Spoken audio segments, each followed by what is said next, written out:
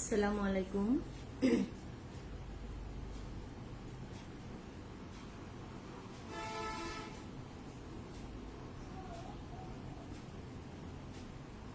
আসসালামু আলাইকুম।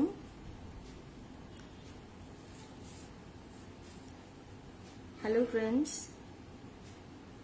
শুভাকাঙ্ক্ষী ফ্রেন্ডস, নেতাকর্মী সকলকে আমার সালাম। আসসালামু আলাইকুম।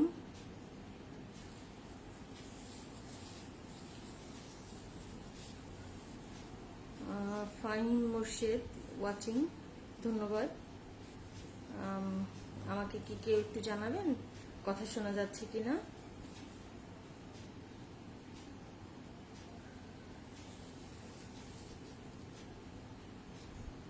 ভিউয়ার্স, বন্ধুরা, নেতাকর্মী, শুভাকাঙ্ক্ষী, বন্ধু বান্ধব, সারা দেশব্যাপী বা দেশের বাইরে থেকেও যারা দেখছেন সকলকে আমার সালাম ও শ্রদ্ধা জানাচ্ছি। আসসালামু আলাইকুম। নিশ্চয়ই হয়তো আপনারা ভালো আছেন, আশা করি। বন্ধুরা, আপনারা সকলেই জানেন, শুনতে পাচ্ছি, বলেন। ধন্যবাদ ম্যাডাম, কেমন আছেন? ভালো আছি ভাই। এক্লাস, আসলে আপনারা সকলেই জানেন, গতকাল 14ই জুলাই আমাদের প্রাণপ্রিয় নেতা, আমাদের রাজনৈতিক অভিভাবক, সাবেক রাষ্ট্রপতি, জাতীয় পার্টির প্রতিষ্ঠাতা চেয়ারম্যান এবং আমার নতুন দল জাতীয় পল্লী পার্টি জেপিপির আদর্শিক নেতা,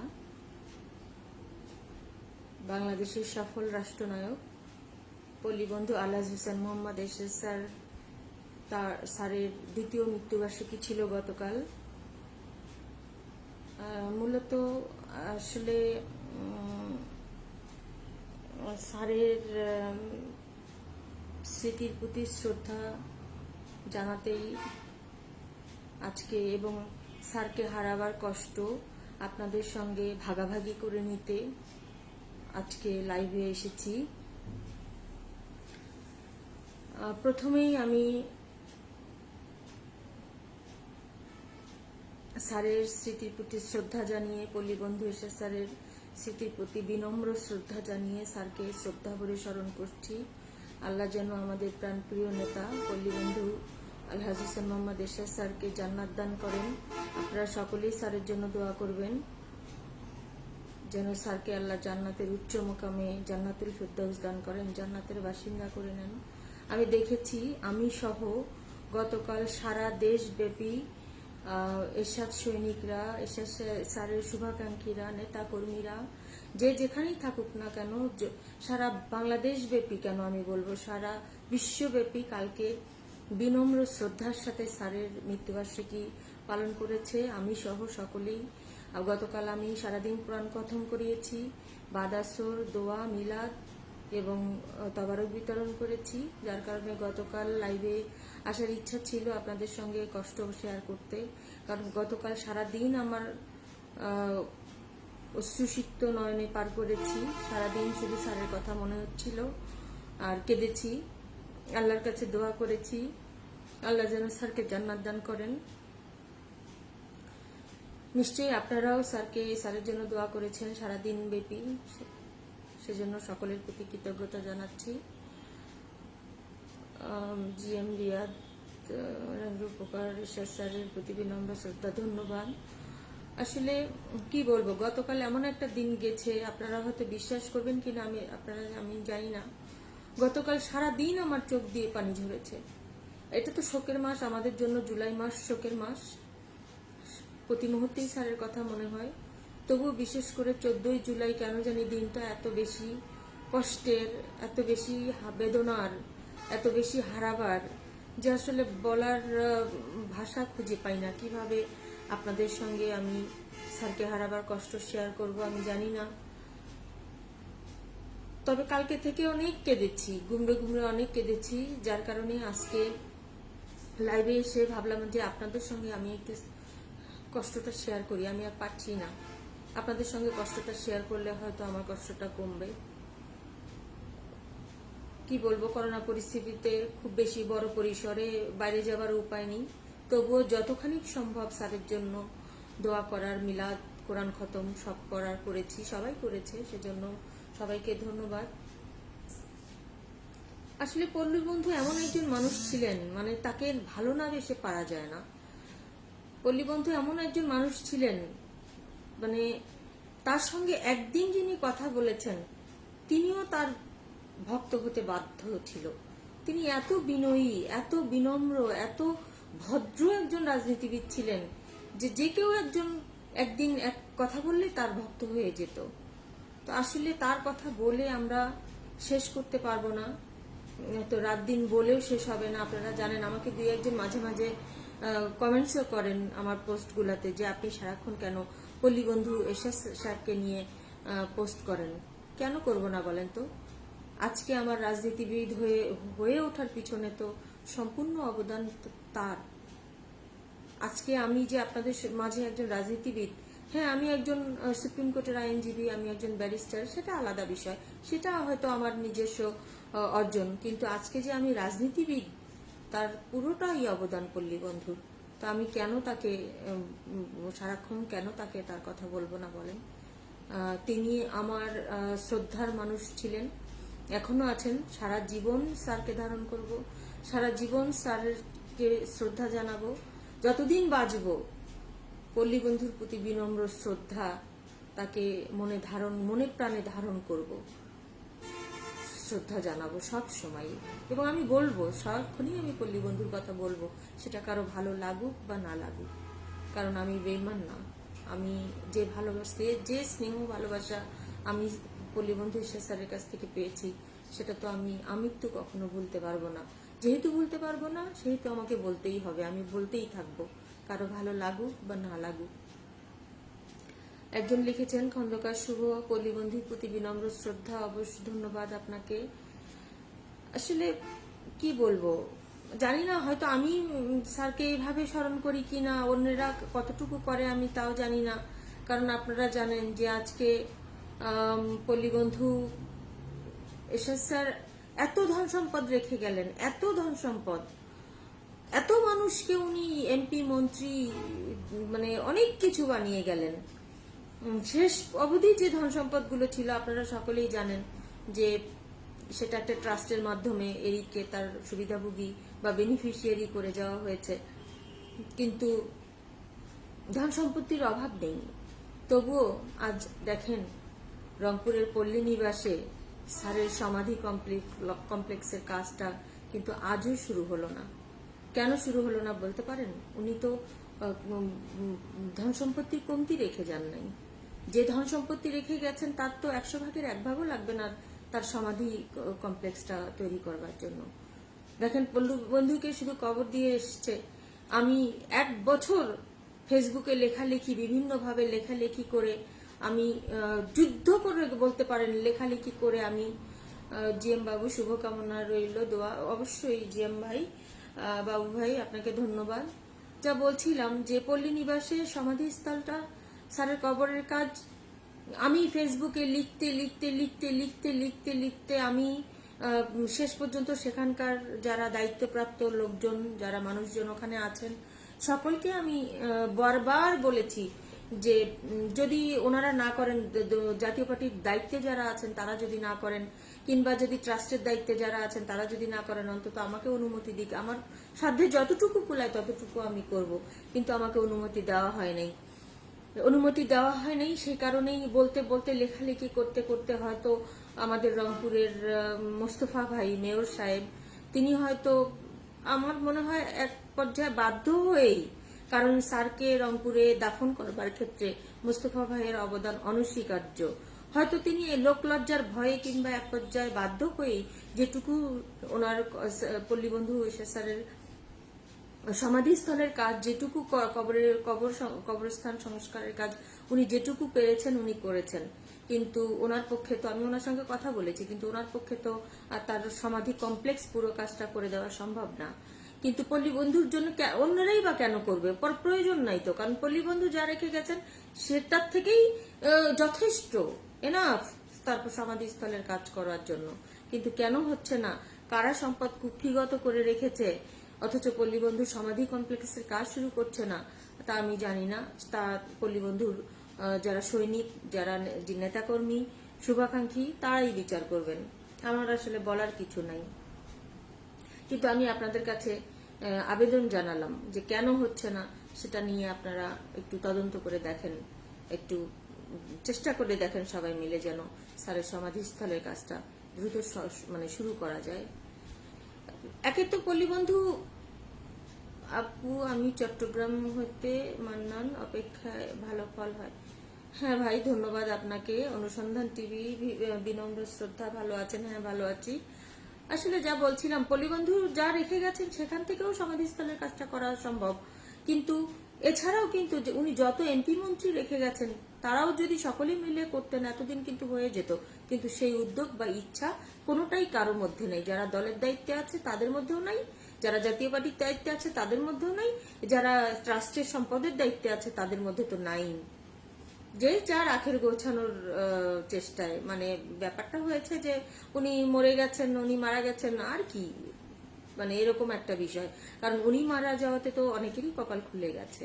আমি ছাড়া এসএসএর মারা যাওয়াতে আমি ছাড়া বাকি বলতে পারেন বাকি সকলেরই কপাল খুলে গেছে। একমাত্র আমি এতিম হয়ে গেছি, হতভাগা আমি শুধু তার জন্য চোখের জল ফেলি। কারণ আমি কিছু যে পাইনি, আমার জন্য যে উনি কিছু করে যান নাই, যার কারণেই আমি চোখের জল ফেলি, আমি ওনাকে মনে রাখি। কিন্তু উনি এত এমপি মন্ত্রী বানিয়ে গেলেন, এত দলের দায়িত্ব, মানে সকলে তার যে 4-5টা পদ পদবি সকলে ভাগ বাটোয়ারা করে নিলেন, কিন্তু তার কথা কজন স্মরণ করে? তার জন্য দুপোটা চোখের জল কতজন ফেলে? কিংবা তিনি আসলে তার সমাধিস্থলের কাজটা পর্যন্ত করার কারো আগ্রহ নাই। মানে আমার যদি ক্ষমতা থাকতো, আমার যদি সাধ্য থাকতো, তাহলে নিশ্চয়ই আমি করতাম। দোয়া করবেন সবাই যেন আল্লাহ আমাকে তৌফিক দেয়, কোনোদিন যদি তারা না করে একদিন যেন আমি করতে পারি স্যারের সমাধিস্থলের কাজ। তো আর কি বলবো আসলে, আপনারা বলেন, আপনাদের কমেন্টস গুলো করে দেই। ভালো আছেন আপু? হ্যাঁ ভালো আছি। স্যারের প্রতি শ্রদ্ধা জানাতে চাইলে স্যারের জন্য সকলে একটু দোয়া করেন। আমি জানি সবাই করে, তারপরেও স্যারের জন্য দোয়া করেন যেন স্যারকে আল্লাহ জান্নাত দান করেন। ভালো আছেন আপু? হ্যাঁ ভালো আছি। রিপন, হ্যাঁ ভাই ভালো আছি। আসলে কি বলবো, এর মধ্যে দেখেন, বললাম না একটু আগে আপনাদেরকে যে যে যার আখের গোছাতে ব্যস্ত। আসলে কি বলবো, গতকাল আপনারা জসিমউদ্দিন হাতিয়া, শুভকামনা, ধন্যবাদ। গোলাম মুস্তফা, আসসালামু আলাইকুম। ওয়ালাইকুম আসসালাম ভাই। তোতন বুঝতে পারছি না ভাই। পল্লী নিবাস, রংপুর দর্শনায়। হ্যাঁ ভাই, রংপুর দর্শনায়। সোহাগ, পল্লী নিবাসের এই ঠিকানা দর্শনামর, রংপুর। হ্যাঁ ম্যাডাম, আমি কুষ্টিয়ায়, কিন্তু আমি বর্তমানে লালমনিরহাটে। ধন্যবাদ, আপনি দেখছেন। আসলে কি বলবো, আসলে পল্লী বন্ধুর কথা বলতে গিয়ে আসলে আমি সবসময় ইমোশনাল হয়ে যাই। অনেক চেষ্টা করি নিজেকে ধরে রাখবার। গত দিনেও আপনারা দেখেছেন, গতদিন লাইভে আমি অনেক ইমোশনাল হয়ে গিয়েছিলাম। তো আসলে কি, পাটোয়ারি সাহেব, শুভকামনা রইল, ধন্যবাদ আপনাকে। দেখেছেন আপনারা গতকালকের একটা ঘটনা, পল্লী বন্ধুকে কে কতটা ভালোবাসে দেখেন। গতকালকের একটা ঘটনার উদাহরণই দেই। গতকাল ছিল আমাদের জন্য একটা শোকের দিন। পল্লী বন্ধুকে আমরা শ্রদ্ধা করে সারাদিন স্মরণ করেছি, তার জন্য দোয়া করেছি। একটা শোকের দিন ছিল, অথচ দেখেন যে যার আখের গোছাতে ব্যস্ত। কালকের একটা দিন, সেখানে ট্রাস্টের দায়িত্বে যারা আছেন সেখানে দেখেন দোয়া মাহফিলে তারা একটা নতুন দল, মানে নতুন দল না, আরেকটা জাতীয় পার্টির ঘোষণা করলেন। এটা কি একটা উপযুক্ত সময় ছিল? কালকে একটা শোকের দিন, পল্লী বন্ধুকে হারাবার দিন, সারাদিন আমাদের শোক পালনের কথা।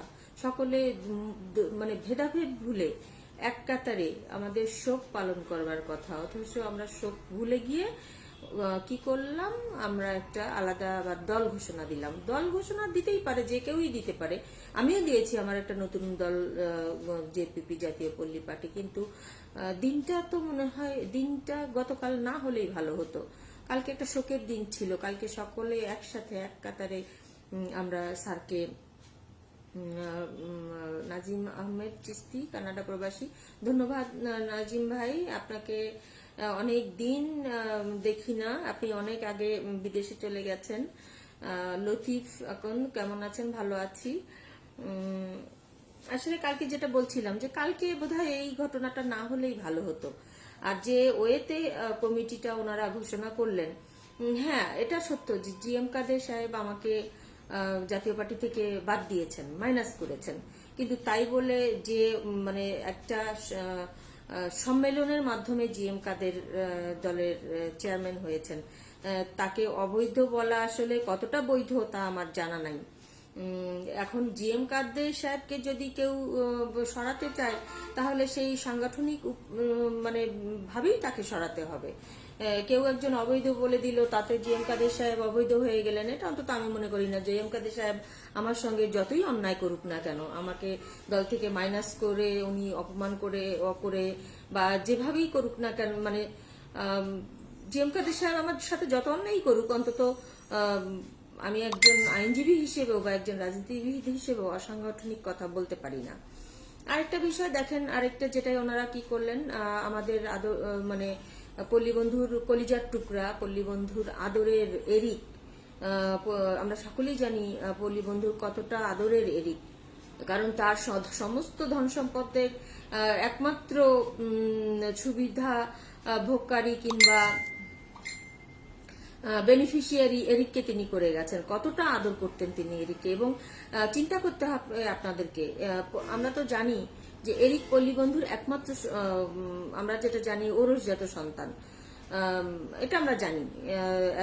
কিন্তু এটা আইনগতভাবেও বলা যায় যে ওরসজাত সন্তান তার সমস্ত ধন সম্পদ স্বাভাবিক ওয়েতেই পাবে, এমনিই পাবে। কিন্তু পল্লীবন্ধু কেন ট্রাস্ট করে গেলেন, এটা সকলকে একটু ভেবে দেখার জন্য বলছি। কারণ পল্লীবন্ধু জানতেন, যতই তার সন্তান হোক না কেন এরিক, এই সম্পত্তির জন্য তার মানে অনেক শুভাকাঙ্ক্ষী তা গজাবে, বা এই সম্পত্তি ভোগ করবার অনেক ফন্দি ফিকির, হাতিয়ে নেবার অনেক ফন্দি ফিকির করা হবে।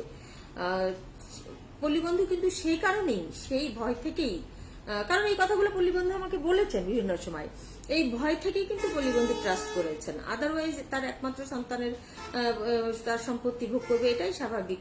কিন্তু ট্রাস্ট কিন্তু কেন করলেন, এই ভয় থেকেই করেছেন। কারণ ওনার সম্পত্তি নিয়ে যে একটা কারাকারি হবেই, এটা পল্লীবন্ধু বুঝতে পেরেছিলেন। তো যা হোক, আমরাও তাতে খুশি যে ওনার সন্তান তার সম্পদ ভোগ করছে, এটা অন্তত আমি ব্যক্তিগতভাবে খুশি।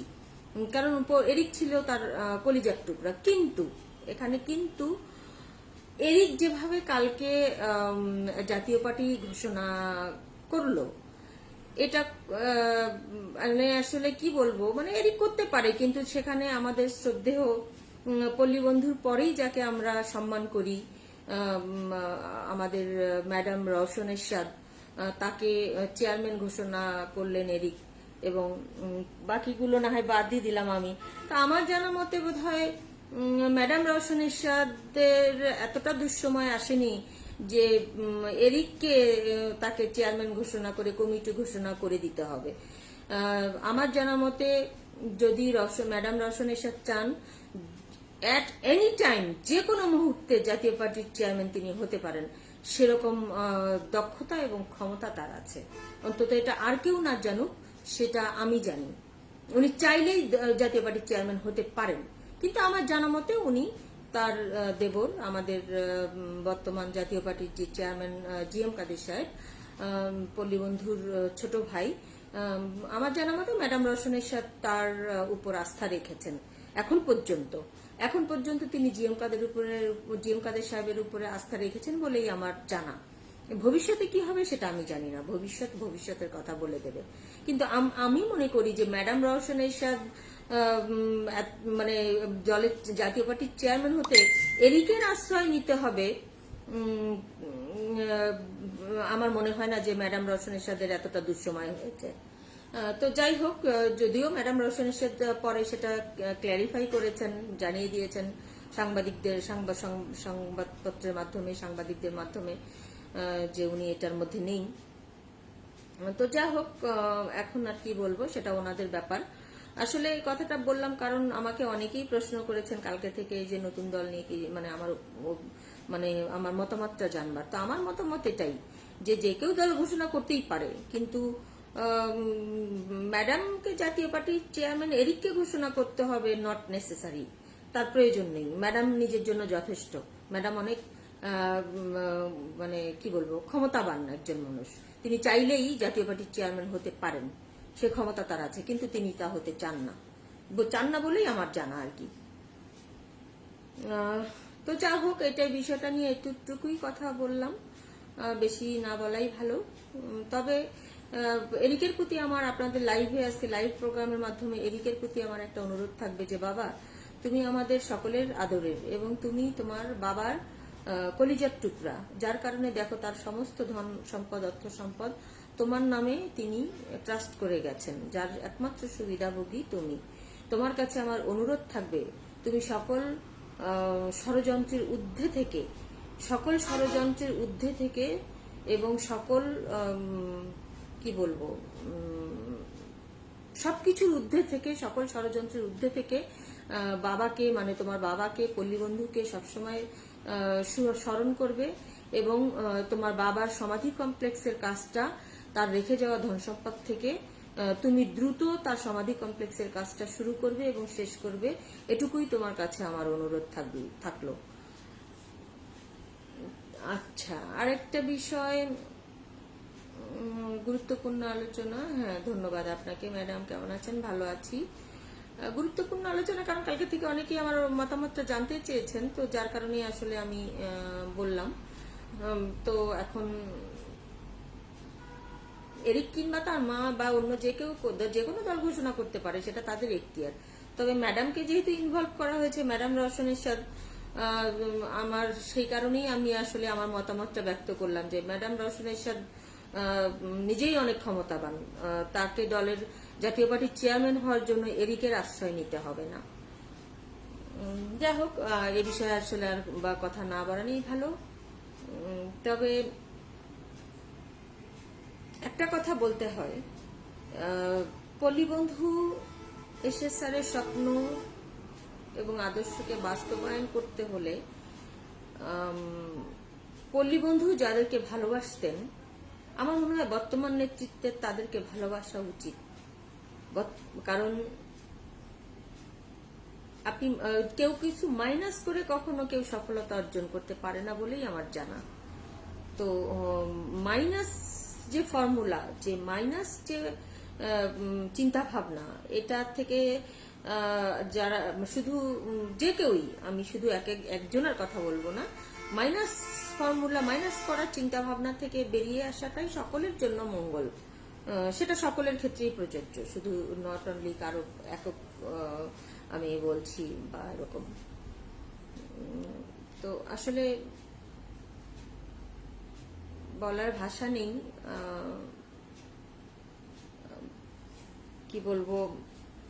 স্যারের কবরের কাছে গেলে আজও আমার মানে আমি অঝরে কাঁদতে থাকি। কেন কাঁদতে থাকি তাও আমি জানি না। তুহিন বলছেন কথাগুলি ভালো লাগছে আপা, ধন্যবাদ আপনাকে। আসলে এখনো পল্লীবন্ধুর কবরের পাশে গেলে 2 বছর হয়ে গেল, দেখেন গতকাল 2 বছর পূর্ণ হলো, অথচ এখনো পল্লীবন্ধুর কবরের পাশে গেলে আমি অঝরে কাঁদতে থাকি। সত্যি বলছি, কেন কাঁদি আমি নিজেও জানি না।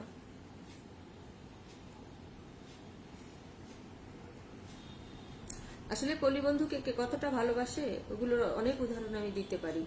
হয়তো এখন আমি অনেকের উদাহরণ দিলে, মানে শত্রু তো আমি এমনি অনেকের শত্রু, আরো যারা বাকি আছে তাদেরও শত্রুতে পরিণত হয়ে যাব।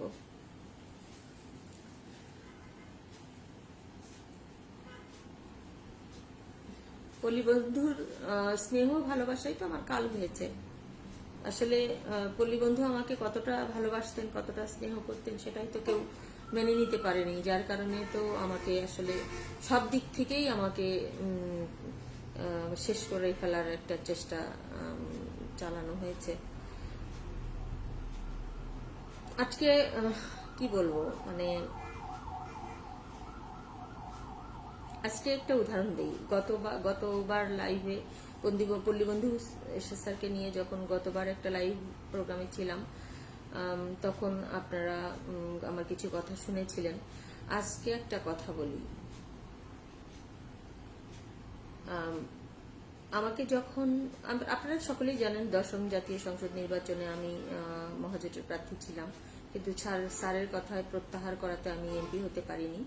আর তা আমার কোনো দুঃখ নেই, আমি সেটা আগের বারও বলেছি আপনাদেরকে। একাদশ জাতীয় সংসদ নির্বাচনের বিষয়ে আপনাদেরকে একটু একটু মানে আমাকে কতটা স্যার ভালোবাসতেন তার একটু উদাহরণ আপনাদেরকে দিতে চাই।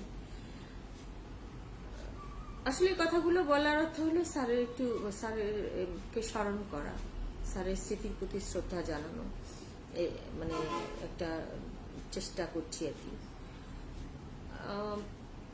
আমি যখন একাদশ জাতীয় সংসদ নির্বাচনে প্রথম, আপনারা জানেন সকলেই তো, মানে আজকে টিভি মিডিয়া অ্যাভেলেবল হওয়াতে দেখবেন যে সব নিউজই সবাই জেনে যায় তৎক্ষণাৎ। তো আপনারা জানেন যে আওয়ামী লীগের সঙ্গে আমাদের একটা আন্ডারস্ট্যান্ডিং হলো, তখন প্রায় 45টা আসনের মতো। তো সেখানে আমি ছিলাম এবং কত নম্বরে ছিলাম তাও আমি জানি, কিন্তু আপনাদেরকে সেটা না বলাই ভালো, নাম্বারিংটা। তো যা হোক, এখন তারপরে পরবর্তীতে এসে পল্লীবন্ধু আরো অসুস্থ হয়ে গেলেন। পল্লীবন্ধুর সঙ্গে স্যারের সঙ্গে যোগাযোগ করা সম্ভব হয়নি ওই সময়টাতে, অনেক বেশি অসুস্থ ছিলেন, সিএমএইচ বাড়ি দৌড়াদৌড়ি এসব নিয়ে। তো পরে এসে যখন আমাদের তৎকালীন মহাসচিব সাহেব হাওলাদার ভাই তিনি পরিবর্তন হওয়ার পরে যে আমাদের তৎকালীন আবার মহাসচিব আসলেন হলো রাঙা সাহেব এসে আমাকে মহাজোটের প্রার্থীর থেকে মাইনাস করলেন। শুধু এটা আমি রাঙা সাহেবের দোষ বলবো না, এখানে অনেকেই ইনভলভ, অনেকেই জড়িত, কিন্তু যেহেতু তিনি মহাসচিবের পদে অধিষ্ঠিত ছিলেন, সো তার নামটা বলাই বাঞ্ছনীয়। আর এর পিছনে যারা ছিলেন ক্ষমতাবান অনেকেই ছিলেন নেতা নেত্রী, তাদের কথা আমি বলতে চাই না, কারণ তারা তো ওই মহাসচিবের আসনে ছিলেন না। তো যা হোক, আমাকে উনি মহাজোটের প্রার্থী থেকে মাইনাস করলেন। পরবর্তীতে এসে আপনারা সকলেই জানেন, সম্ভবত 29টা না 25টা কয়টা যেন আসন দেওয়া হলো, সেখানে আমাকে রাখা হলো না মহাজোটের প্রার্থী হিসেবে। কিন্তু পল্লীবন্ধুর কথা, আমি যখন পল্লীবন্ধুকে বললাম যে আমি এখন কি করব, মহাজোটের প্রার্থী তো আমাকে করা হলো না, আমি কি নির্বাচন করব নাকি আমি সরে যাব, পল্লীবন্ধু বললেন নির্বাচন তোমাকে করতেই হবে, তুমি হারবা না জিতবা সেটা পরের কথা, নির্বাচন তোমাকে করতেই হবে। তো আর এটা একটা পল্লীবন্ধুর কথা, আর দলীয় নেতাকর্মীরাও ধরলো যে না, নির্বাচন করতেই হবে, মানে নৌকার এগেনস্টেও নির্বাচন করতে হবে। তো আমি আসলে মূলত পল্লীবন্ধুর কথাতেই আমি আসলে মহাজোটের একক প্রার্থী না হয়েও নির্বাচন করলাম। নির্বাচনটা কিরকম হয়েছে আপনারা সকলেই জানেন। আমার আসনটা বলতে গেলে আমার কাছ থেকে কেড়েই নেওয়া হলো। যদি সুষ্ঠু নির্বাচন, মানে নির্বাচন যা হয়েছে সেটা যদি সুষ্ঠুভাবে গণনা হতো, তাহলেও আমি কিন্তু এখানকার এমপি হওয়ার কথা। কিন্তু কিভাবে ভরা ব্যালট বাক্স ভরে গণনা করা হয়েছে, কিভাবে নির্বাচনের মানে আপনাদের রেজাল্ট ঘোষণা করা হয়েছে আপনারা সকলেই জানেন। আমার কাছ থেকে বলতে গেলে আমার আমার আমার আসনটা ছিনিয়ে নেওয়া হয়েছে, তাতে আমার দুঃখ নেই। আমি আপনাদের মনের এমপি, আমি জনগণের মনে আছি, জনগণ আমাকে ভালোবাসে, আমি জনগণের হৃদয়ে আছি। অনেকেই বলে যে আমাদের এমপি তো আপনি, তো এটাই তো প্রাপ্তি, আর কি বলেন, এটাই তো ভালোবাসা, এটাই তো একজন রাজনীতিবিদের জন্য প্রাপ্য। তো আমি মানুষের যে ভালোবাসা পেয়েছি, মানুষ আমাকে ভালোবাসে সেটা আমি জানি, আমি মানুষের হৃদয়ের এমপি সেটাও আমি জানি। হয়তো সেই কি ভোট বলবো জানি না, আমার আসনে যেভাবে ভোট ছিনিয়ে নেওয়া হলো আমার কাছ থেকে, আমার আসনটা ছিনিয়ে নেওয়া হলো শেষে এসে, বিকেলে এসে সে ভোটকে আমি কি ভোট বলবো জানি না, তবে অন্যায় করে কিন্তু কেউই পার পেতে পারে না। আমি গতদিনেও বলেছিলাম মেজর খালেদা জাহাঙ্গীরের কথা, আজকে হয়তো একজন মানুষের কথা, যদিও আল্লাহ তাকে জান্নাত দান করুক, আমি চাই না মৃত মানুষকে নিয়ে কোনো কটূক্তি করতে, তারপরেও বলতে বাধ্য হচ্ছি, আমাকে এত আঘাত দিয়ে আমার আসনটা আমার কাছ থেকে কেড়ে নিয়ে তৎকালীন এমপি সাহেব সেটা কদিন ভোগ করতে পেরেছিলেন বলেন তো? 1 বছরও না, 1 বছরও তো ভোগ করতে পারলেন না। ওভাবে আমার আসনটা আমার কাছ থেকে ছিনিয়ে নিয়ে কেড়ে নিয়ে, তো যা হোক, তবুও বলবো যে আল্লাহ তাকে জান্নাত দান করুক।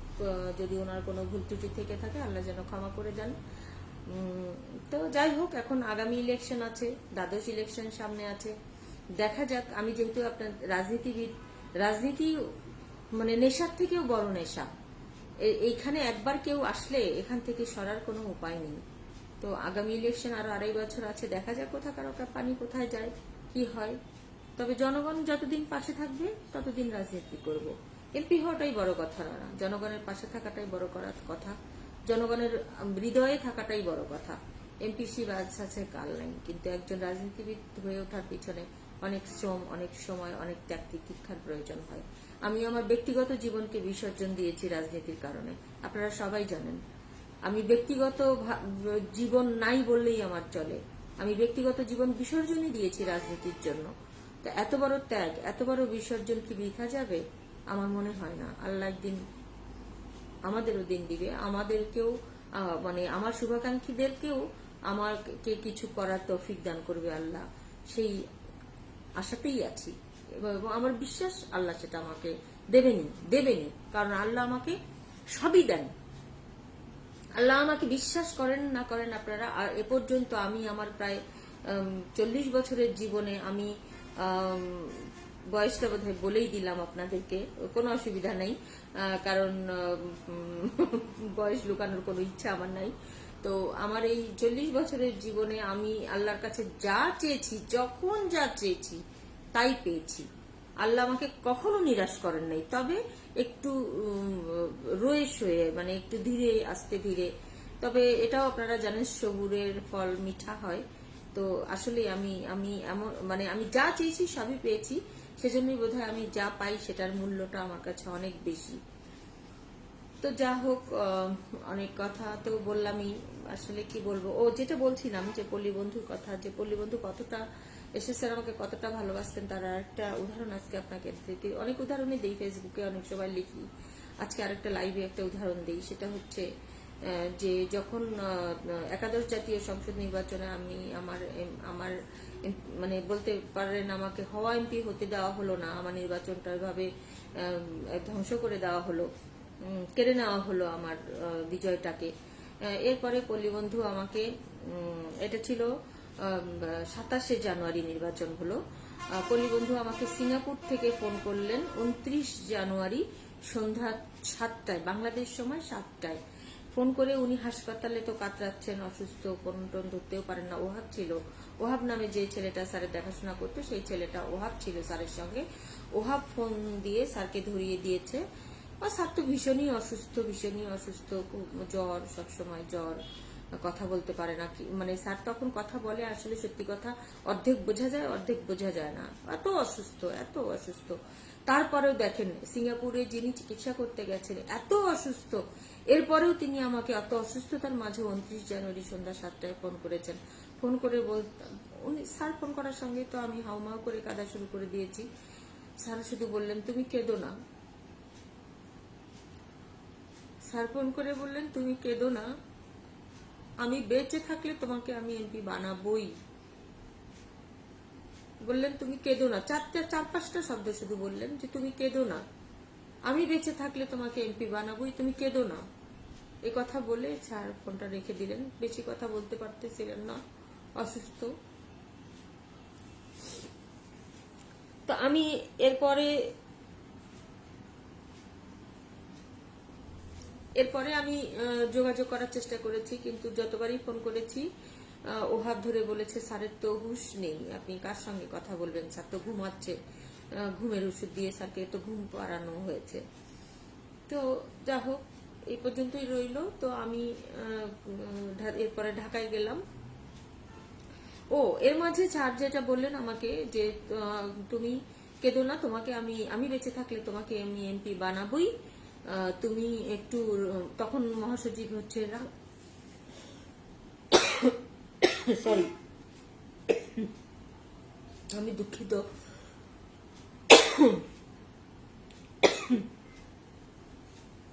আমি দুঃখিত।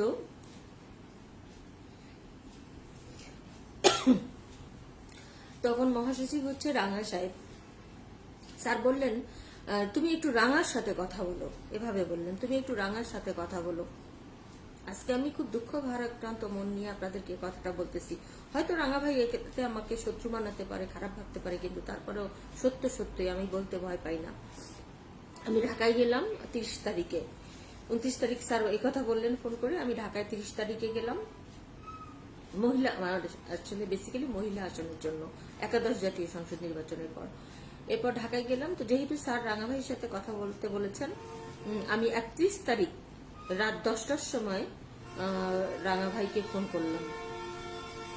ফোন করে সালাম দিলাম। দেওয়ার পরে আমি বললাম যে রাঙা ভাই এরকম স্যার ফোন করেছিলেন,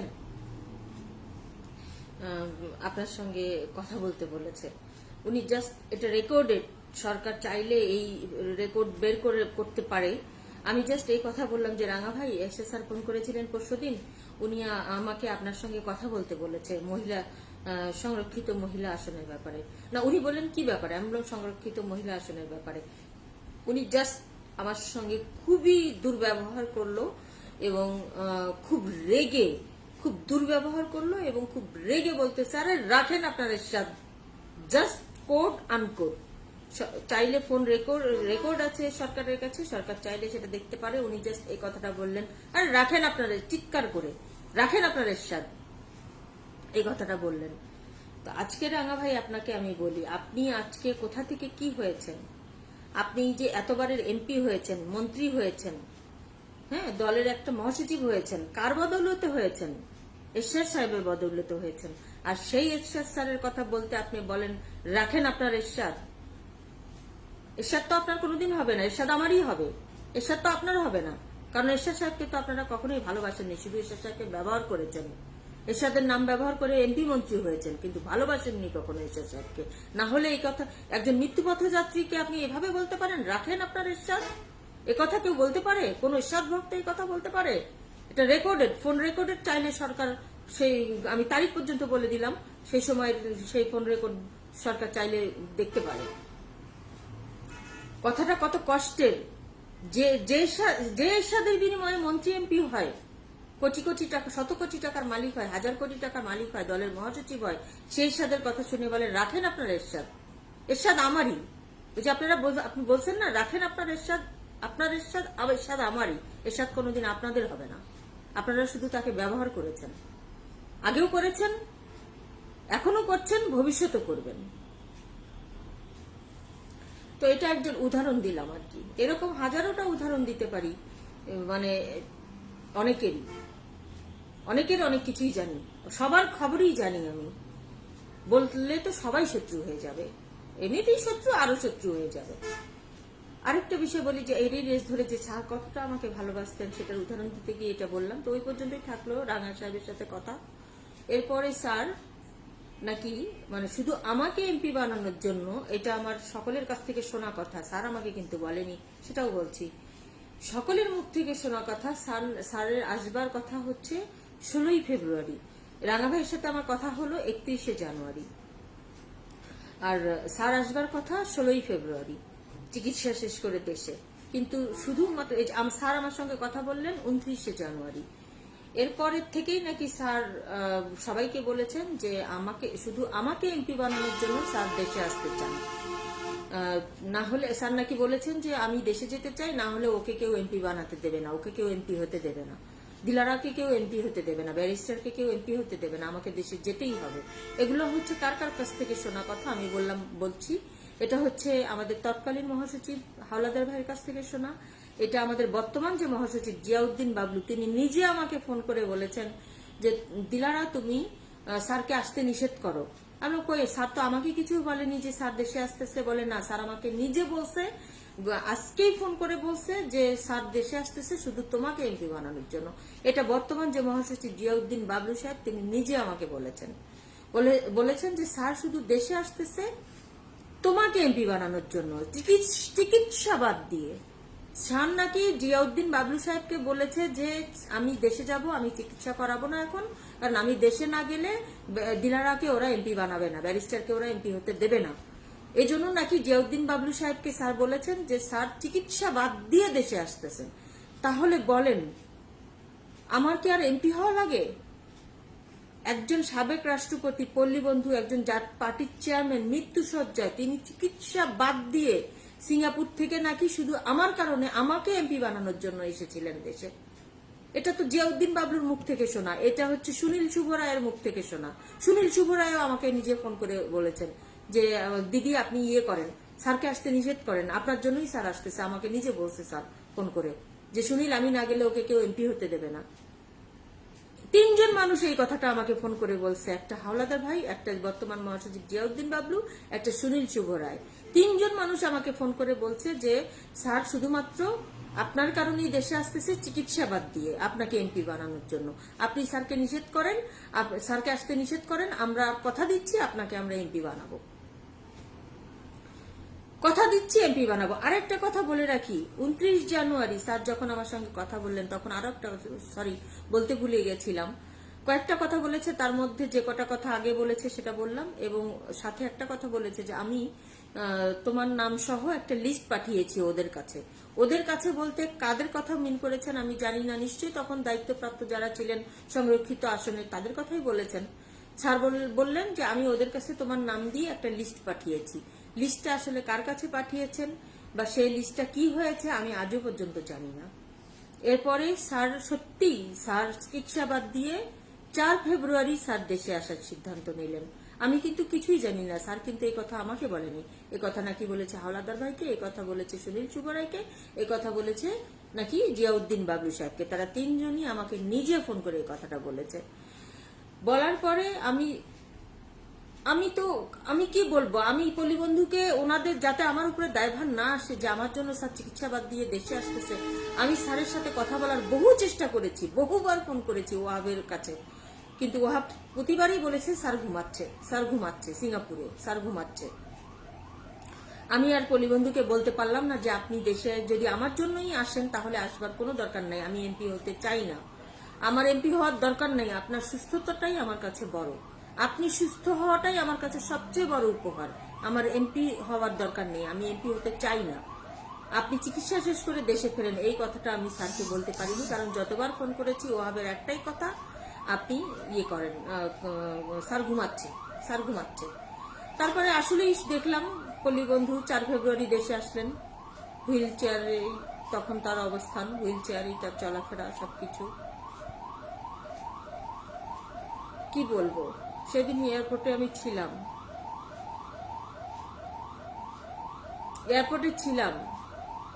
যারা বললেন রাখেন আপনার এরশাদ, তারাই দেখি হুইল চেয়ারের হাতল ধরে টানাটানি সবার আগে। যার জন্য দেশে আসলো তার কোনো ওখানে মানে তাকে তার আশেপাশে যেতেই দেওয়া হচ্ছে না। যদি আমার জন্যই দেশে এসে থাকে, জিয়াউদ্দিন বাবলুর ভাষ্য অনুযায়ী, সুনীল শুভ রায়ের ভাষ্য অনুযায়ী, হাওলাদার ভাইয়ের ভাষ্য অনুযায়ী, যদি আমার জন্যই দেশে এসে থাকে, অথচ ওখানে স্যারের আশেপাশেও আমাকে যেতে দেওয়া হচ্ছে না, যারা বললেন যে রাখেন আপনার এরশাদ, তারাই হুইল চেয়ারের হাতল ধরে টানাটানি করতেছে। কি বলবো। স্যারকে দেখলাম, উনি আসলেন, বিমান থেকে নামলেন, হুইল চেয়ারে করে আসলেন, আমি শুধু একটু সালাম করতে পেরেছিলাম পায়ে ধরে, কোনো কথাও বলতে পারিনি, কাছেও যেতে পারিনি। ওইটুকুই অনেক কষ্ট করে সালামটা করেছি। উনি শুধু আমার চোখের দিকে একটু তাকিয়ে থাকলেন, আমাকে তাকিয়ে দেখলেন, কোনো কথা বললেন না। হুইল চেয়ারের হাতল তখন বোধহয় ধরেছিলেন ম্যাডাম রওশনেশ্বর, সাথে আরো জিএম কাদের সাহেব, তারপরে হাওলাদার ভাই, বাবলু সাহেব, তারপরে রাঙা সাহেব, সকলেই ছিলেন। দেখেন ভাগ্যের কি নির্মম পরিহাস, যার জন্য উনি দেশে আসলেন, যাকে এমপি বানাবার জন্য, সেই আমি যেন স্যারের সাথে দেখা করতে না পারি, এই জন্য স্যারকে প্রেসিডেন্ট পার্কে রাখা হয়নি। স্যারকে রাখা হয়েছে গুলশানের একটা অজ্ঞাত বাসায়।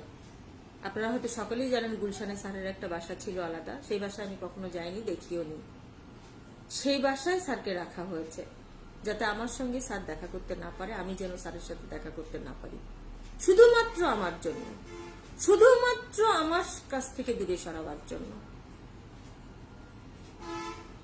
তো স্যার আসলেন 4 ফেব্রুয়ারি, আমি 5 তারিখে যেতে স্যার 5 তারিখে খবর নিলাম স্যার প্রেসিডেন্ট পার্কে, স্যারকে আনা হয়নি। 6 তারিখ খবর পেলাম ভোর 6টার সময় স্যারকে বাসায় আনা হয়েছে। আসলে স্যার তো তখন ফোন করতেও পারে না, ধরতেও পারে না, স্যারের ফোন থাকে মেজর খালেদার ইয়ের কাছে, জাহাঙ্গীরের কাছে। কতবার যে ফোন করেছি, কত লক্ষ কোটি বার স্যারকে একটু কথা বলার জন্য, কোনোদিন এই মেজর খালেদার জাহাঙ্গীর আমাকে দেয়নি ফোন, কখনোই না, কখনোই দেয়নি। এত এত অনুরোধ করেছি, পায়ে ধরেছি, তবুও আমাকে কখনো স্যারের সাথে একটিবার কথা বলতে দেয়নি। ফোন থাকতো ওদের দুজনের কাছে, না হয় এরিকের কাছে। এরিককেও ব্যবহার করেছে আমার বিরুদ্ধে। যাই হোক, গত লাইভে সেটা বলেছি আমি। নাজনীন আলম শুভকামনা জানিয়েছেন, ধন্যবাদ নাজনীন আলম। ঋতু নূর ওয়াচিং, ধন্যবাদ ঋতু, আপনাকে, নিশ্চয়ই ভালো আছেন। নাজনীন আলম আপা, আপনাকে ধন্যবাদ, অনেক ধন্যবাদ আপনাকে শুভকামনা জানানোর জন্য। আসলে কি বলবো, আপনারা নিজেরাই দেখছেন যে স্যারের কথা বলে শেষ করবার নয়। তো এরপর আমি 6 তারিখ খবর পেলাম ভোর 6টায় স্যারকে প্রেসিডেন্ট পার্কে আনা হয়েছে। আমি দ্রুত প্রেসিডেন্ট পার্কে চলে গেলাম, উঠে গেলাম। Major Khaleda Jahangir already security গার্ডকে বলে রেখেছে আমি যেন যেতে না পারি। সিকিউরিটি গার্ড আমাকে বাধা দেবার চেষ্টা করেও দেয়নি, কারণ সিকিউরিটি গার্ডগুলো যে এসআই ছিল তারা আমাকে হাইকোর্ট থেকে পর্যন্ত চেনে, তারা আমাকে অনেক সম্মান করে, আমাকে আটকাবার সাহস বা ইচ্ছা কোনোটাই তাদের ছিল না। যদিও মেজর খালেদ এবং জাহাঙ্গীর তাদেরকে ওয়ার্নিং দিয়ে রেখেছে যে আমি যেন যেতে না পারি। আমি গেলাম, গিয়ে দেখি স্যার, আমি গিয়ে নক করলাম দরজায়, তারপরে শুনতে পেলাম ওখানে যে ওই নিপা নামে যে কাজের মেয়েটা ছিল, প্রভাবেরা ছিল, ওরা বললো যে স্যারকে গোসল করানো হচ্ছে। তো আমি সেজন্য ড্রয়িং রুমে অপেক্ষা করলাম, স্যারকে গোসল টোসল করে স্যার ড্রেস আপ করা হলে আমি স্যারের খাবার সময় আমি স্যারের কাছে গেলাম। ওই দিন স্যারের সাথে একটু কথা বলতে পেরেছি, ওই দিন স্যারের সাথে প্রায় আধা ঘন্টারও বেশি, প্রায় 1.5 ঘন্টা কথা বলতে পেরেছি। স্যারকে নিজ হাতে খাইয়েছি সেদিন 6 তারিখ সকাল 9:30টায়। স্যারকে নিজ হাতে খাইয়েছি, নিজ হাতে নাস্তা তো খেতেই পারে না, অল্প একটু মানে সামান্য একটু নাস্তা খেতে পারে, 1 চামচ কি আধা চামচ এরকম, খুব লিকুইড। স্যারকে ওই দিন নিজ হাতে খাইয়েছি এবং ওষুধটাও নিজ হাতে খাইয়েছি স্যারকে সেদিন। আপনারা বললে বিশ্বাস করবেন না, স্যারের সাথে ওই দিন আধা ঘন্টার বেশি আমি সময় বোধহয় 40-45 মিনিটের মতো ছিলাম। এই 40-45 মিনিটই স্যার অঝরে কেঁদেছে, আর বারবার বলছিল তোমাকে এমপি বানাতে পারলাম না, তুমি আমাকে ক্ষমা করো। অঝরে কেঁদেছে, বারবার বলছিল বিশ্বাস করো, মহাজোটের যে 22টা প্রার্থী, এটা আমি দেই নাই, এটা আমি ঠিক করিনি, বিশ্বাস করো। আমি তো বিশ্বাস করলাম, আমি তো আপনাকে পৃথিবীর সবচেয়ে বেশি বিশ্বাস করি। পৃথিবী একদিকে, আপনি আমার কাছে একদিকে, আপনার কথা আমাকে এমনি বিশ্বাস করি আমি আপনাকে। আমাকে সেদিন স্যার যতক্ষণ ছিলাম স্যারের সামনে, স্যার শুধু অঝরে কেঁদেছে। আমি চোখের পানি মুছে দিলাম, ওষুধ খাওয়ালাম, একটু খাবার খাওয়ালাম, নাস্তা করালাম, আর শুধু অঝরে কাঁদতেছিলেন, অঝরে। আর খালি বারবার একটা কথাই বলতেছিলেন, বিশ্বাস করো যে 22 জন মহাজোটের প্রার্থীর এটা আমি দিই নাই, বিশ্বাস করো আমাকে, আমি এটা দিই নাই। আমি জানি, আমি বিশ্বাস করি, আপনি যদি দিতেন তাহলে আমাকে বাদ দিয়ে আপনি কখনো মহাজোটের মানে প্রার্থী দিতেন না। জানি আমি, এটা আপনি করেননি, এটা আমি জানি, আপনাকে বলতে হবে না। আপনি সুস্থ থাকেন, আপনি ভালো হয়ে যান, আমি শুধু এটুকুই চাই, আর কিছু চাই না।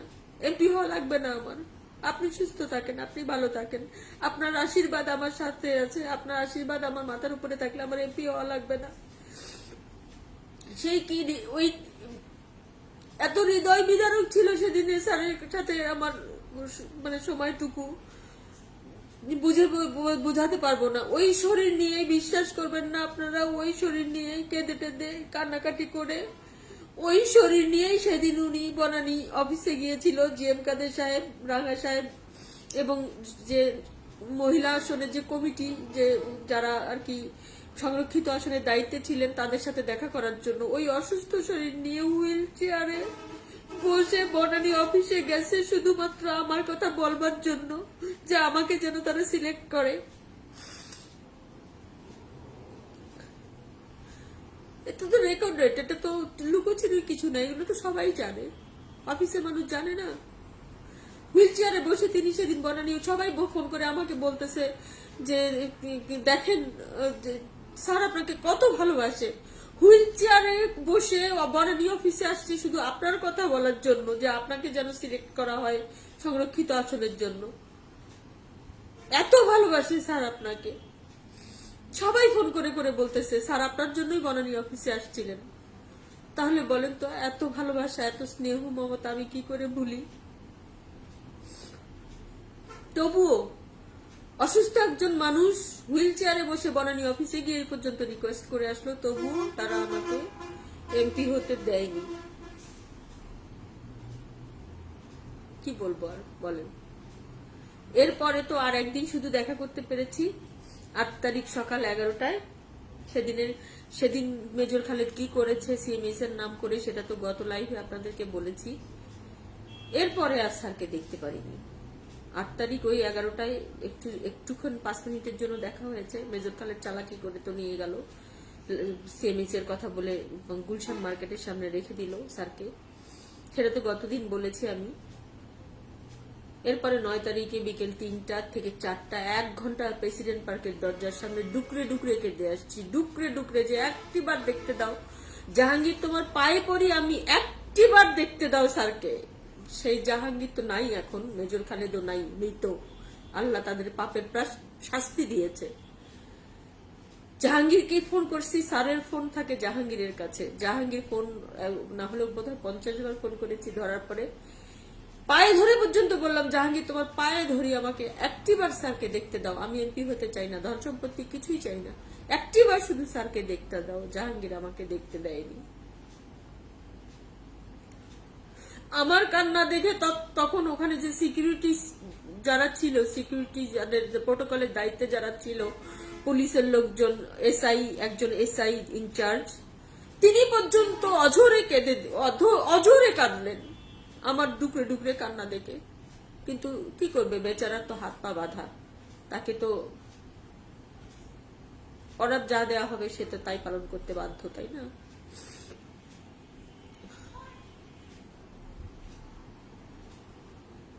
Keep fighting, one day you will win. ধন্যবাদ আলিমুল হক লিটন আপনাকে। হ্যাঁ, ফাইট করেই যাচ্ছি ভাই, ফাইট করেই যাচ্ছি। আপনারা দোয়া করবেন আমার জন্য, পাশে থাকবেন যেন আমি ধৈর্য না হারাই, যেন আমি স্যারকে হারাবার শক্তিতে পরিণত করতে পারি। আপনারা আমার জন্য দোয়া করবেন, পাশে থাকবেন। আপনাদের ভালোবাসা, আপনাদের শ্রদ্ধা, স্নেহ, ভালোবাসা আমি জানি আমার সঙ্গে আছে। জনগণ আপনারা সাথে থাকলে সবকিছু করতে পারি, সব দুঃখ ব্যথা বেদনাকে শক্তিতে পরিণত করে এগিয়ে যেতে পারি যদি আপনারা সাথে থাকেন, পাশে থাকেন। আসলে গত দিনের লাইভে এবং আজকের লাইভে আমি অনেক পল্লী বন্ধুর স্মৃতিচারণ করতে গিয়ে মানে অনেক কথা বললাম, বলে একটু হালকা লাগছে নিজেকে। আপনাদের সঙ্গে কষ্টগুলো ভাগ করে নেবার, শেয়ার করার জন্য আমার একটু ভালো লাগছে, নিজেকে একটু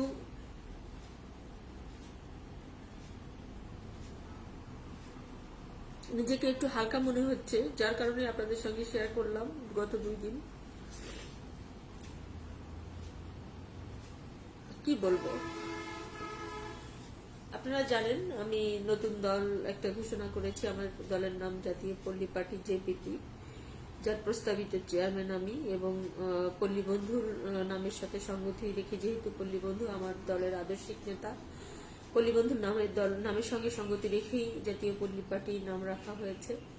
পল্লী বন্ধুর স্বপ্ন এবং আদর্শকে বাস্তবায়নের লক্ষ্যেই নাম রাখা হয়েছে। আগেও বলেছি, বহুবার বলেছি ভাই, আমি তো পল্লী বন্ধু রেখে যাওয়া দল জাতীয় পার্টির সঙ্গেই থাকতে চেয়েছিলাম, সেজন্যই গিয়েছিলাম। কিন্তু বর্তমান নেতৃত্ব যদি আমাকে না রাখে, আমি জোর করে কিভাবে জাতীয় পার্টি করবো বলেন? জোর করে কি আমি পার্টি করতে পারবো? পারবো না তো। সেজন্যই আমার নতুন দলের মানে ঘোষণা দিয়েছি যে আমার তো পল্লী বন্ধুর আদর্শকে বাস্তবায়ন করতে গেলে আমার একটা তো প্ল্যাটফর্ম দরকার। প্ল্যাটফর্ম ছাড়া আমি হাঁটবো কি করে বলেন? প্ল্যাটফর্ম ছাড়া আমি লক্ষ্যে পৌঁছাবো কি করে? তবে এটাই যে মানে কি বলবো, এখন ভবিষ্যতের কথা বলে দেবে কি হবে। রাজনীতিতে আসলে শেষ কথা বলতে কিছু নাই, রাজনীতিতে শেষ বলে কিছু নাই। ভবিষ্যতের কথা বলে দেবে। আমি শুধু মানে চলছি, আমি শুধু আপনাদের দোয়া আশীর্বাদ দিয়ে চলছি, পল্লী বন্ধুর আশীর্বাদ নিয়ে আমি চলছি, নেতাকর্মী শুভাকাঙ্ক্ষীদের আশীর্বাদ নিয়ে আমি চলছি। সত্যের জয় একদিন হবেই। এগিয়ে যান, দোয়া রইল। ধন্যবাদ ভাই আপনাকে। সাচ্চু বিশ্বাস, আসসালামু আলাইকুম। ওয়ালাইকুম সালাম সাচ্চু ভাই, আপনি নিশ্চয়ই ভালো আছেন, আপনার শরীরের অবস্থা নিশ্চয়ই ভালো। All the best wishes for you. আমি হক লিটন, আপনাকেও ধন্যবাদ। আসলে মানে গতদিন এবং আজকে স্যারকে নিয়ে কিছু স্মৃতিচারণ করবার উদ্দেশ্যে আপনাদের সামনে লাইভে এসেছিলাম আজকে, সেই কারণেই। আশা করি আগামীতে সাংগঠনিক বিষয়গুলো নিয়ে লাইভে থাকবো। সমসাময়িক সরি, আমি দুঃখিত।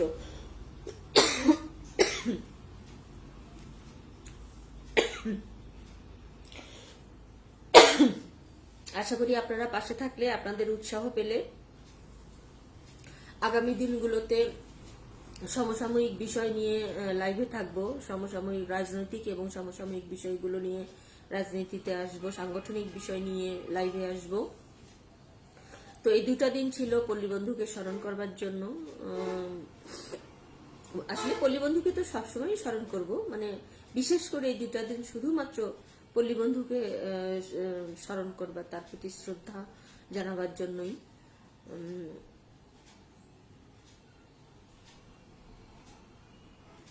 আপনি কি মনে করেন আপনি নির্বাচনের সময়, আগামী নির্বাচনের সময় জিএম কাদের স্যারের সাথে সবাই থাকবে? ভাই এটা যার যার ব্যক্তি। জয় জিয়াউর রহমান জয়। আরে জয় ভাই, আমি জানি, আমি কেন সেসব নিয়ে মন্তব্য করতে যাব বলেন? ওইসব মন্তব্য আমি করতে চাই না। এরা আকাশে চাঁদ উঠলে সবাই দেখবে, তাই না?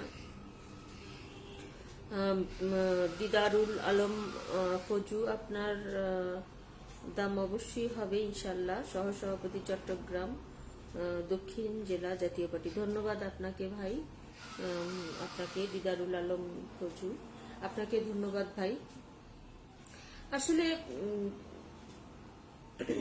দাম দাম আসলে বুঝি না, মানে নিজেকে আমি দামি মনে করি না, কিন্তু পল্লী বন্ধু আমাকে ভালোবাসতেন, অনেক বেশি ভালোবাসতেন। আমি মনে করি পল্লী বন্ধু এরিকের পরে আমাকে ভালোবাসতেন, এটা আমার বিশ্বাস।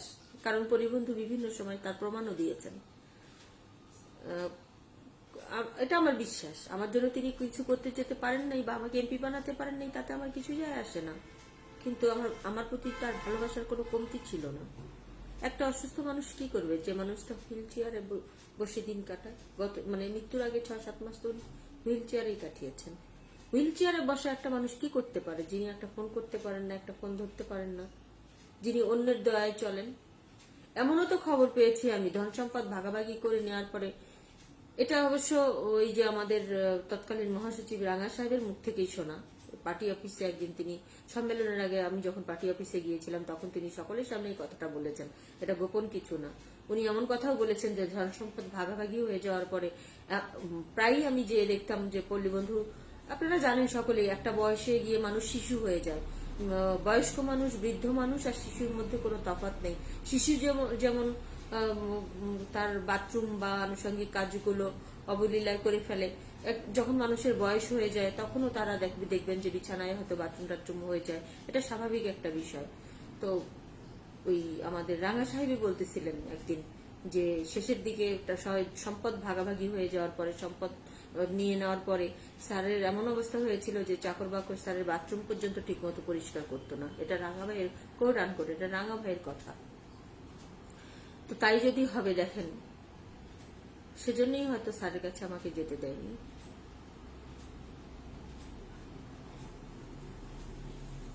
কি বলবো, আজকে তারা তাদের প্রাপ্য পাচ্ছে না। 70 বছর, ধন্যবাদ আপনাকে। আসলে কি বলবো, মানে যদি পল্লী বন্ধুর সেবা করতে পারতাম মৃত্যুর আগে, সত্যি আমি নিজেকে ধন্য মনে করতাম, আমার আঘাতগুলোও কমে যেত। আজকে 2 বছর তো হয়ে গেছে, এখনো আমি স্যারের কথা মনে করে অঝরে কাঁদি। হয়তো ওই আঘাতগুলোর জন্যই কাঁদি। আঘাতগুলো যদি না পেতাম তাহলে হয়তো আমার কষ্টটা এতখানি হতো না। অনেকেরই তো আপনজন হারিয়ে যায়, অনেকেরই আপনজন হারায়, বাবা মা, ভাই বোন, আত্মীয় স্বজন, অনেকেরই আপনজন হারায়। তারা কি আমার মতো এরকম এত বছর পরেও এরকম কাঁদে, অশ্রু ঝরে? আমি জানি না, আমি বলতে পারি না। অনেকেরই তো আপনজন হারায়, কিন্তু আমার ব্যথাটা কোথায়, যে আঘাতটা যে কোথায়, আমি মাঝে মাঝে ভাবি হয়তো তার কাছে যেতে দেয়নি, পল্লী বন্ধুকে দেখতে দেয়নি, সেবা করতে দেয়নি, দোয়া নিতে দেয়নি, হয়তো সে কারণেই আমার আঘাতগুলো আমাকে কুড়ে কুড়ে খাচ্ছে। তবে আল্লাহ বিচারও করেছেন, গত লাইভে আমি বলেছি, বিচারও করেছে। যারা এটা করেছে তাদের ম্যাক্সিমামেরই বিচার হয়েছে। এখনো কিছু বাকি, 2-4 জন এখনো বাকি, তবে বেশিরভাগেরই বিচার হয়েছে, বাকিদেরও হবে। যার সময় সাপেক্ষ ব্যাপার। আমরা একটা কথা আছে না, পাপকেও ক্ষমা করে না। পাপের প্রায়শ্চিত্ত করতেই হবে, আজ হোক আর কাল হোক।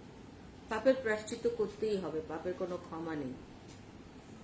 আর যারা আমার সাথে এরকম আচরণ করেছে, পল্লী বন্ধুর সঙ্গে এরকম আচরণ করেছে, পল্লী বন্ধুর ইচ্ছার প্রতিফলন হতে দেয়নি, তাদের শাস্তি না হলে পল্লী বন্ধুর আত্মাও শান্তি পাবে না। আজকে রাঙা সাহেবকে বলি, আমাকে মহাজোটের প্রার্থীর থেকে মাইনাস করলেন, এমপি হতে দিলেন না, মহিলা আসনটা আমার কাছ থেকে কেড়ে নিলেন, পল্লী বন্ধুর ইচ্ছার স্বপ্নের বাস্তবায়ন হতে দিলেন না। পল্লী বন্ধু যেখানে চিকিৎসা বাদ দিয়ে দেশে আসলেন আমার জন্য, সেই আমার কাছ থেকে দূরে সরানোর জন্য কত কিছু করে আপনি আমাকে মহিলা এমপি ও সংরক্ষিত আসনে এমপি হতে দিলেন না। কিন্তু আপনি কি আপনার মহাসচিবের পদ ধরে রাখতে পেরেছেন? পারেননি।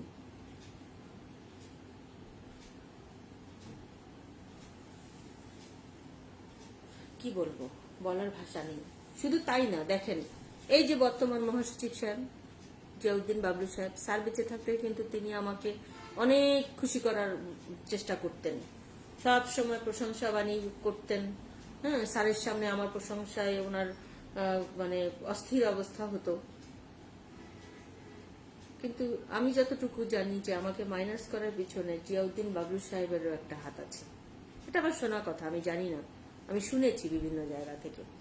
তিনিও চান না যে আমি জাতীয় পার্টিতে থাকি। কেন চান না তিনি সেটা ভালো জানেন, বাট আমি শুনেছি তিনি চান না। অনেকেই চান না, তার মধ্যে তিনিও একজন। কেন চান না হয়তো আপনারা নেতাকর্মীরা তার মুখ থেকে একদিন জানতে পারবেন। আপনারা যারা আমাকে এত সুন্দর সুন্দর প্রশংসা করেন, এত সুন্দর সুন্দর কথা বলেন, যে পল্লী বন্ধু আমাকে এত ভালোবাসতেন, আমি তো ডিসকোয়ালিফাইড কোনো মেয়ে বলে আমার মনে হয় না। আমি একজন ব্যারিস্টার, আমি বাংলাদেশ সুপ্রিম কোর্টের একজন আইনজীবী, আমি জাতীয় পার্টির একমাত্র মেয়ে যে টকশো স্টার বলা হয় যাকে, সেই জাতীয় পার্টির একমাত্র মহিলা টকশো স্টারকে, একজন ব্যারিস্টার মেয়েকে, একজন সুপ্রিম কোর্টের আইনজীবীকে কেন মাইনাস করলো, সেই উত্তর জিএম কাদের সাহেবই দেবেন, আর ওই যে বর্তমান মহাসচিব জিয়াউদ্দিন বাবলু সাহেব ওনারাই দেবেন। আপনারা তাদেরকে জিজ্ঞেস করবেন যে আমাকে কেন তারা মাইনাস করলো। আমি নিজে থেকে তো মাইনাস নিজে থেকে তো ছাড়িনি, আমি তো জোর করে জাতীয় পার্টি করতে পারবো না। তারা আমাকে কেন মাইনাস করলো, কিসের ভয়ে মাইনাস করলো, সেই উত্তর তারাই দিতে পারবে। আমি এত ডিসকোয়ালিফাইড সেটা আমার জানা ছিল না। মানে তারা আমাকে মাইনাস করেছে যে নিশ্চয়ই আমি ডিসকোয়ালিফাইড, তো আমি যে এত ডিসকোয়ালিফাইড এটা তো আমার জানা ছিল না। কই আমি যেদিন থেকে টকশো করা, জাতীয় পার্টির হয়ে টকশো করা বাদ দিয়েছে, আজ পর্যন্ত জাতীয় পার্টির কোনো মহিলাকে তো একটা টকশো করতেও কোনোদিন দেখলাম না। দলের হয়ে মিডিয়ার কাছে বা জনগণের কাছে দুটো কথা বলতে তো কাউকে দেখলাম না। আমার থেকে বহু কোয়ালিফাইড এমপি তো বানিয়েছেন আপনারা সংরক্ষিত আসনে। কই তারা দলের কি পারফরমেন্স তাদের? দুটো কথা তো মিডিয়ার সামনে কেউ বলার আজ পর্যন্ত বলতে দেখলাম না। জনগণের সামনে দুটো কথা তো বলতে দেখলাম না। এরকম সংরক্ষিত আসনের মহিলা এমপি আপনারা বানিয়েছেন, তারা আমার থেকে অনেক বেশি কোয়ালিফাইড, অবশ্যই কোয়ালিফাইড, কিন্তু নেতাকর্মীরা বিচার করবে পারফরমেন্স কি তাদের, তাই না? আমি ডিসকোয়ালিফাইড মানুষ, কি বলবো। শফিউল আজম শফি, আপনি আমাদের পলাশবাড়ির অহংকার। ধন্যবাদ শফি আপনাকে, আপনারা আছেন বলেই আমি আছি। আপনারা আমাকে অহংকার, আপনাদের অহংকার ভাবেন বলেই আমি মানে অহংকার করি না, মানে আমি গর্বিত। আমি গর্বিত আপনাদের মতো এলাকাবাসী পেয়ে, আমি গর্বিত যারা আমাকে এত ভালোবাসে। আপনারা চিন্তা করবেন না, আপনাদের মনের এমপি না আমি। আপনারা বলেন আপনি আমাদের এমপি, আপনার আমাদের মনের এমপি, আমি আপনাদের মনের এমপি, এবং একদিন সংবিধান অনুযায়ী সংসদেরও এমপি হব ইনশাআল্লাহ, আশা করি, যদি আপনারা আমার পাশে থাকেন, জনগণ আমার পাশে থাকে, এবং ইনশাআল্লাহ হবে, এই স্বপ্নও পূরণ হবে, সময়ের ব্যাপার মাত্র। সবাইকে বলে রাখি, ব্যাটারি লো দেখাচ্ছে, যে কোনো সময় আমার লাইভ অফ হয়ে যেতে পারে, তো আগেই ক্ষমা চেয়ে নিচ্ছি, বিদায় নিচ্ছি। যদি কোনো ভুল করে থাকি, যদি কোনো ভুল কথা বলে থাকি,